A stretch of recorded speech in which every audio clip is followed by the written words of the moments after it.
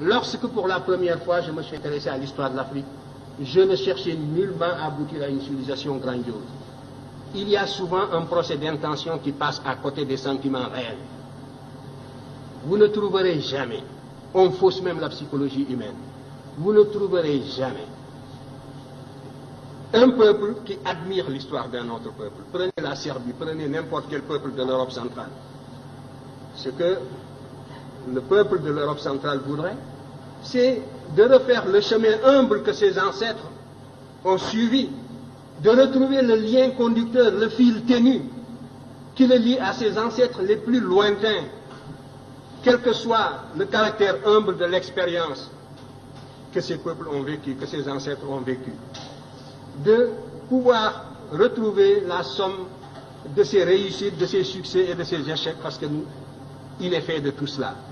De la même façon, ce qui m'intéressait, c'était de remonter l'Afrique. Moi, quand je m'occupais d'histoire, nous étions presque une génération spontanée. On nous disait que le nègre de grande taille n'était pas un indigène de l'Afrique. C'était les théories, justement, de Rivet qui étaient en vigueur. L'Afrique était peuplée à partir de l'Océanie. Donc, le noir que vous êtes et moi, nous sommes des occupants. Nous sommes des étrangers qui sommes venus sur un sol qui nous est étranger.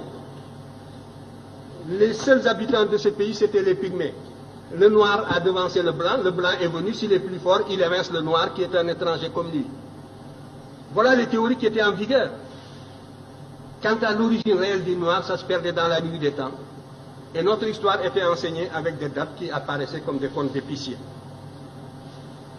Alors, devant une telle situation, la seule chose qui m'intéressait, j'étais habité par la certitude, a priori, que nous sommes là, sur ce continent, en même temps que les autres, que nous avons toujours vécu ici, que nous sommes des Noirs, des hommes capables, aussi capables que les autres. C'était la seule chose que l'on pouvait supposer a priori.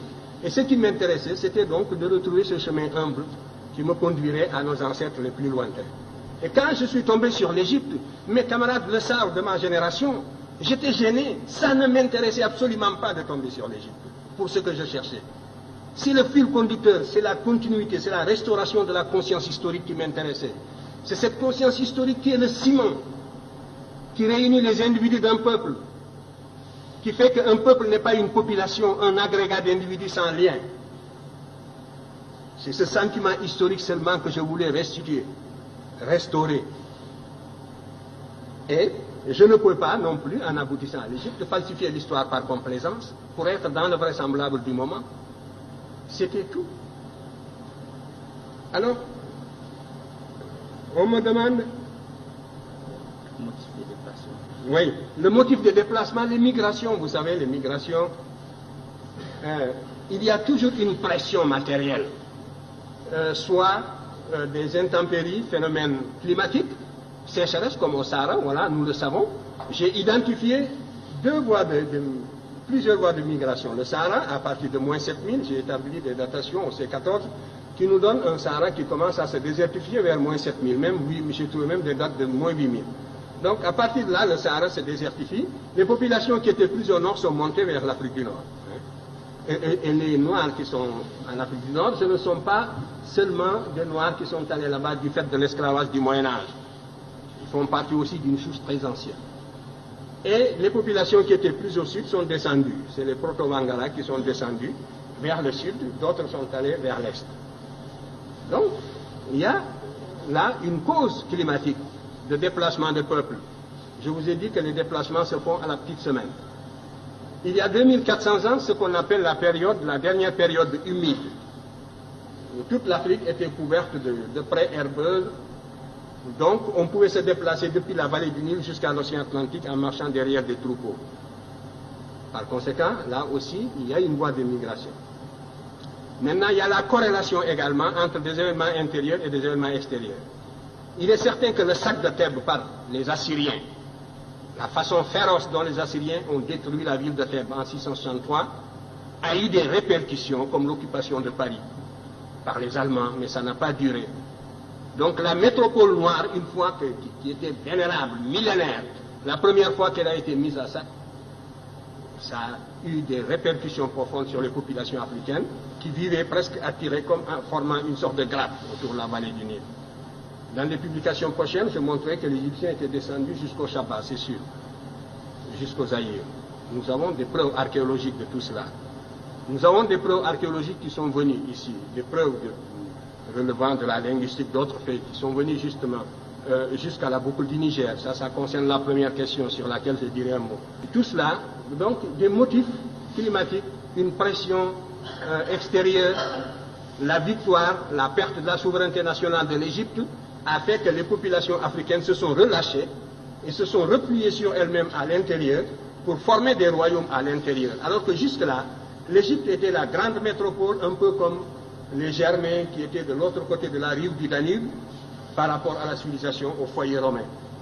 L'Égypte était le véritable foyer auquel le reste de l'Afrique noire était lié par 1000 liens des Slaves. Et à partir du moment où l'Égypte a perdu la souveraineté nationale, ces populations, évidemment, se sont organisées sur d'autres bases. Alors tout cela, ce sont donc des motifs de déplacement. Pour l'histoire, la période la plus proche. Donc pour la plus ancienne, il devait en être ainsi. Les variations climatiques, on peut les cerner par la paléoclimatologie. Ça peut être aussi dû au fait que le manque de nourriture, la pression sélective, tout cela, ce sont autant de facteurs qui jouent pour expliquer le déplacement. En tout cas, vous pouvez remonter, vous, en ce qui vous concerne, jusqu'aux racines de la philosophie africaine. Je vous invite à étudier la cosmogonie héliopolitaine. Je l'ai décrite d'ailleurs brièvement dans Civilisation ou Barbarie. Vous y trouverez les prémices. Vous commencerez à vous faire une idée de la consistance de la pensée de vos ancêtres de la vallée du Nil qui étaient noirs comme vous, ici. Si c'était cela, si ce n'était pas cela des arguments, c'est la preuve que, vous voyez, on a presque le cerveau vidé et les arguments d'une certaine source ne se fixent plus. C'est ça l'aliénation. Parce que vous demandez, que valent donc ces arguments-là? Est-ce que j'ai inventé les projections que je vous ai faites, que vous pouvez retrouver dans la vallée du Nil, où vous trouverez justement cette civilisation qui est discutée, ces agents qui se sont représentés plus noirs que vous-même. Mais déjà, vous avez des œillères de l'éducation colonialiste et vous ne pouvez plus voir cette réalité palpable. C'est ça la cécité intellectuelle. Vous comprenez? Où est la raison dans cette éducation? Où est la raison? Où est le développement du sens critique dans cette éducation? Voilà le danger contre lequel nous devons vous prémunir. Il faut que votre cerveau fonctionne. Je disais encore hier et je le répéterai demain, que ce que nous voulons, ce que nous visons dans votre éducation, c'est de réveiller justement le bâtisseur de nations qui dort en chacun de vous. C'est de réveiller le créateur qui dort en chacun de vous. Et cela suppose donc une réforme qui mette l'accent sur la rationalité, sur les facultés créatrices de l'individu et sur l'indépendance intellectuelle de l'individu. Voilà le but que vise mon enseignement en tout cas. Et si je ne l'atteins pas, c'est bien. Les moyens de prouver, ce sont les moyens scientifiques. La critique scientifique, n'est-ce pas, c'est une méthode. Moi, j'ai utilisé tout l'arsenal des méthodes d'investigation et des méthodes de preuve.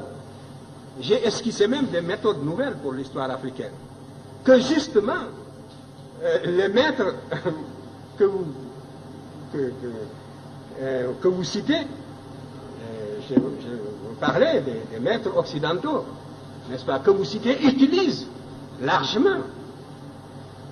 Parce que le paradoxe, c'est que tout cela dont vous parlez, ils sont coincés aujourd'hui. Parce qu'il n'y a que cette voie pour renouveler la science historique, et c'est moi qui vous le dis. Et ils sont coincés dans leur propre développement idéologique et ils ne savent plus comment se dégager de la position inconfortable où ils se trouvent intellectuellement. Ils sont confinés dans des positions idéologiques indéfendables. Et il vous suffirait de fournir un peu d'effort, d'acquérir la connaissance directe pour les dépasser. C'est moi qui vous le dis. Alors ils voudraient bien sortir de cette position pour récupérer cette littérature. Mais, sans nous citer, bien sûr, mais tout cela est extrêmement difficile. Et la cause est entendue depuis longtemps. C'est de cela que je voulais vous parler. Vous dites que aussi longtemps qu'on ne reconnaîtra pas, mais on reconnaît déjà. Et maintenant, c'est la conspiration du silence. On n'attaque plus parce qu'on n'a plus d'arguments pour attaquer. Et ce n'est pas le désir qui leur manque, vous le savez bien. Ils nous auraient sciés, ils nous auraient foudroyés s'ils pouvaient déceler la moindre incohérence depuis le temps. Mais maintenant, c'est le silence, c'est la conspiration du silence, c'est la médisance dans les salons, c'est les apartés avec les étudiants. Donc voilà, à 3 reprises, l'Afrique apporte les éléments de la civilisation au monde, et ces éléments diffusent dans le monde, et pourtant l'Afrique continue toujours, passe toujours pour un continent fruste qui n'aurait rien apporté aux autres. De restaurer cette conscience historique continentale africaine, de l'intégrer dans l'enseignement, c'est un facteur de cohésion, mettre l'ensemble des peuples africains à l'abri de toutes les formes d'agression culturelle.